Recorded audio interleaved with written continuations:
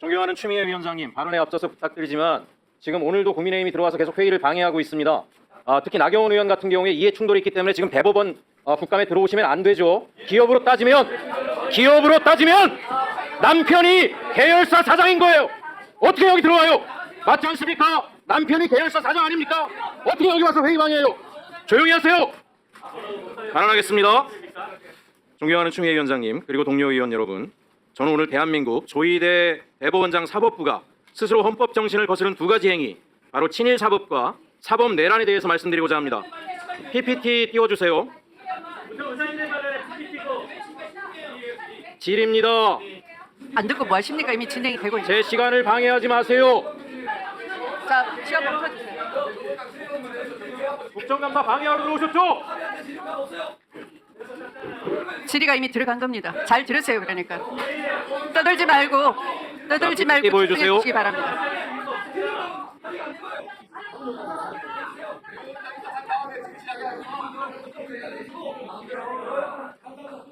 나경원 의원 퇴장시키면 회의가 진지해질 것 같습니다. 다시 말씀드리지만 기업으로 따지면 계열사 사장입니다. 남편이 계열사 사장인데 어떻게 국정감사에 들어옵니까? 이해충돌 아닙니까? 나와주세요. 제 PPT 띄워주세요. 자, 위원님 여러분 조용히 해주시기 바랍니다. 좀 멈춰주세요. 조용히 해주세요. 앞에 40초가 그냥 들어갔습니다. 40초 더 보장해 주셔야 됩니다. 조용히 해주세요. 조용히 해주세요. 조용히 해주세요. 조용히 해주세요. 조용히 해주세요. 조용히 해주세요. 조용히 해주세요. 자, 국민의힘 의원 여러분, 최익진 의원님 아직 예. 진행하지 않습니다. 예, 진행하겠습니다. 네, 조용히 자, 해주세요. 이 PPT에 나오는 아니, 부분은 최익진 의원님 잠시 중단해 주시기 바랍니다. 지금 그 대법원장님은 증인이 아니십니다. 증인 선서를 안 하시고 제 진행을 잘 들으십시오. 증인 선서 전에 그러면 참고인이 되시는 거죠. 참고인으로서 네, 의원들의 질의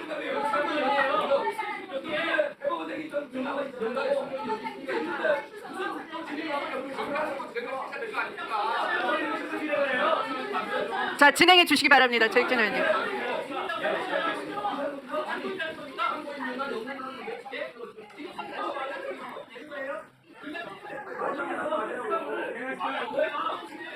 세요. 예, 진행하겠습니다. 자, PPT 올려주세요. 자, 진행해 주세요. 예, 이 불상은 고려시대 서산 부석사에 있던 소중한 문화재입니다. 일본 왜구가 약탈해서 대마도로 가져갔고요. 오랜 세월 일본의 관음사라는 절에 있었습니다. 2012년에 국내로 밀반입되어 들어왔고 검찰이 압수해서 대전 국립문화유산연구원에서 보관해왔습니다.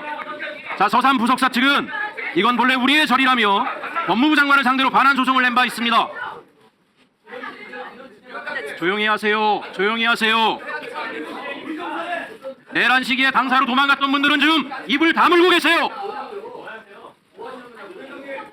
자, 1심 재판부는 2017년에 아주 상식적인 판단을 했습니다. 이 불상은 부석사의 것이며 일본으로 간 건 약탈에 의한 것이다. 부석사의 손을 들어줬죠. 그런데 윤석열 정부가 들어오고 나서 판결이 뒤집히기 시작합니다.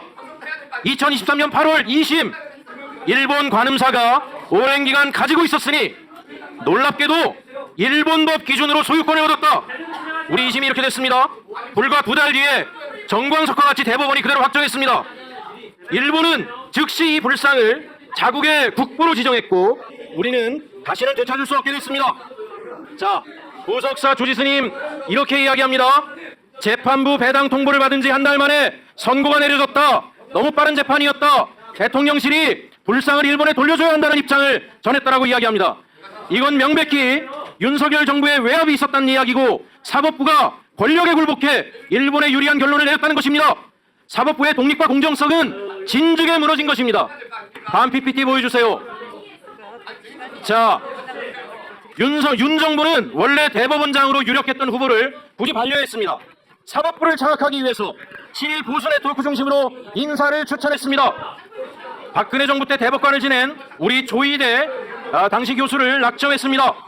자, 우리 조희대 대법원장님은 박근혜 정부 시절 국정농단 사건에서 박 전 대통령에 유리한 소수 의견을 냈던 인물이죠. 또 이승만과 박정희를 역사의 공로자라고 말해 친일 역사관 논란을 일으켰죠. 특히 제가 제보받은 내용입니다. 조희대를 윤석열 대통령에게 추천한 사람이 김건희의 계부 김충식이라고 합니다. 김충식 일본 태생이고 일본 황실가와 깊은 인연이 있고 일본 통일교와도 밀접한 인물로 알려져 있습니다. 이게 사실이면 김충식을 통해 일본의 입맛에 맞는 인물을 대법원장으로 추천한 것입니다. 이런 인물이 대법원장이 된 건 우연이 아닙니다. 윤 정부가 자신들의 무조건적 친일 행보를 뒷받침하기 위해서 친일 사법 네트워크를 강화한 것입니다. 단순한 인사 문제가 아닙니다. 사법 독립이 무너지고 헌법 질서가 흔들린 사법 내란의 시작이며 이후 대법원은 윤 정권의 충실한 친일 행보를 뒷받침했습니다. 다음 PPT 보여주세요. 2018년에 대법원은 그래도 이렇게 올바른 판단을 했었죠. 일본의 강제징용은 불법이고 일본 전범기업은 피해자에게 직접 사과하고 배상해야 된다. 그런데 윤 정권이 등장하고 나서 대법원의 태도가 바뀝니다. 제3자 변제, 가해자인 일본 기업은 빠지고 한국 정부 산하재단이 국민 세금과 기금으로 대신 돈을 주는 방식으로 바뀝니다. 자, 대법원은 이런 정부 입장을 그대로 따르면서 2023년, 2024년 일본 기업을 상대로 한 추가 소송을 모두 기각했습니다. 자꾸 국민의힘 여러분, 제 발언을 방해하니까 시민들이 일본 국민의힘이라고 얘기하잖아요. 방해하지 마세요. 그냥 진행하세요. 네. 자, 정부재단이 돈을 주면 됐으니 일본 기업의 책임은 따질 필요 없다. 자, 2018년 판결은 전범 기업이 직접 사과하고 배상하라고 했는데 23년 판결은 일본 기업은 책임에서 회피할 수 있는 판결을 하였습니다. 이것이 바로 친일 사법의 실체입니다. 법보다 외교 논리에 맞춰 판결을 뒤집은 것입니다. 피해자들이 우리 강제징용을 당했던 가족들이 원했던 건 돈이 아니라 책임과 역사의 정의였습니다. 윤석열이 조희대 대법원장을 임명한 것은 대한민국의 대법원을 일본의 대법원으로 만들려는 전략적 선택이었다고 저는 생각합니다. PPT 띄워주세요. 문제는 여기서 끝나지 않습니다. 정권의 이해에 맞게 사법부가 움직인 또 다른 사건을 말씀드릴게요. 김건희가 줄리냐 아니냐, 김건희의 별명이 줄리냐, 이 사건은 1심만 조용하세요, 주진호 의원. 사실입니다.